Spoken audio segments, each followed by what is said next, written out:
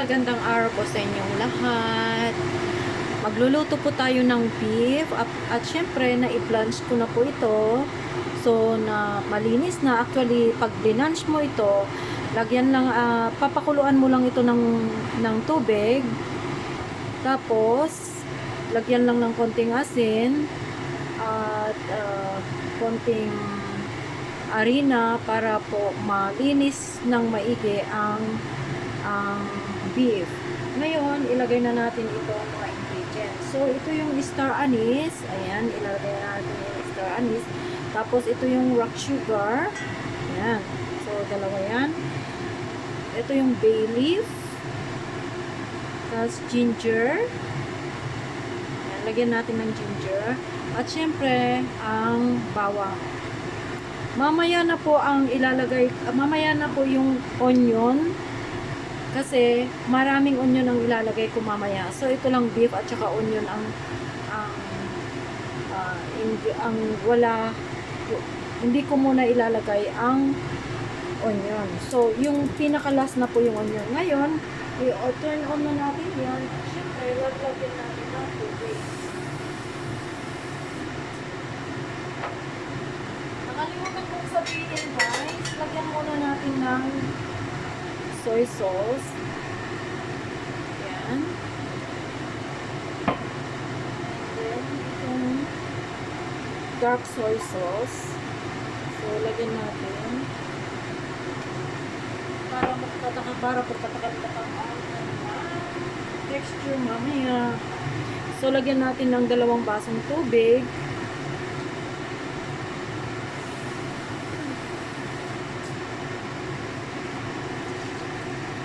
At syempre, pakukuluan na natin ito.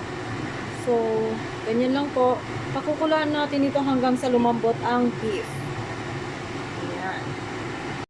So, tignan na natin kasi kumukulo na po siya. Ay, ayan na. So, ngayon, i-mix na natin. Ayan.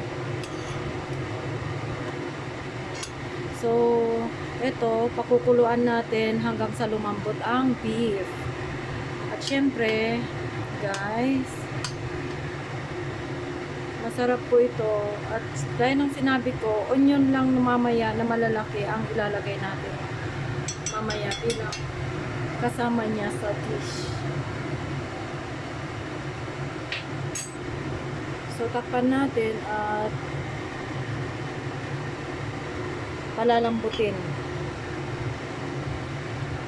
Bango.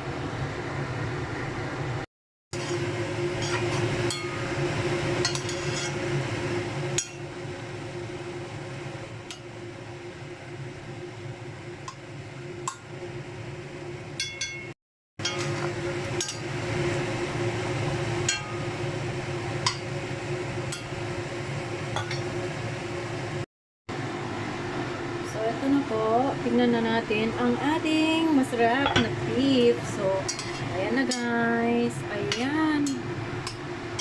Wow, super yummy na. So, nilalagay na natin ito.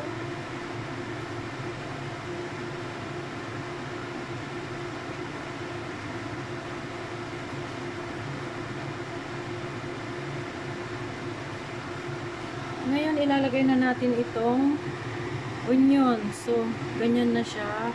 Ayan.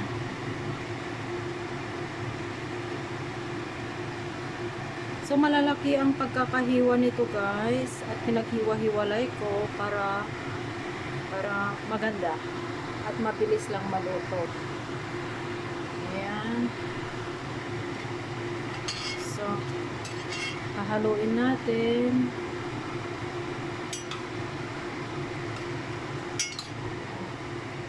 Napakasarap na. Grabe ang amoy guys. So, ito na siya. Ayan, pakuluan lang natin ng konti. Tapos, kukunin na natin or ilalagay na natin sa ating plato.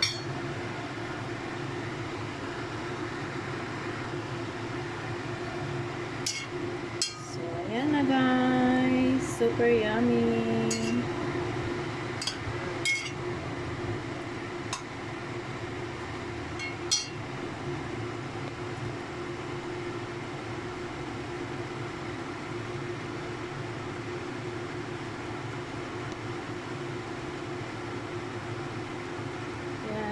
guys. If you are not yet subscribed to my channel, please like and subscribe.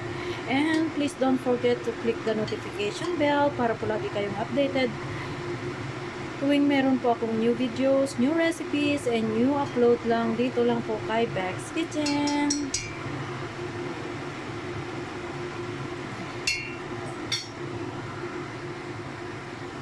Thanks for watching guys, and thanks for your support. Bye bye.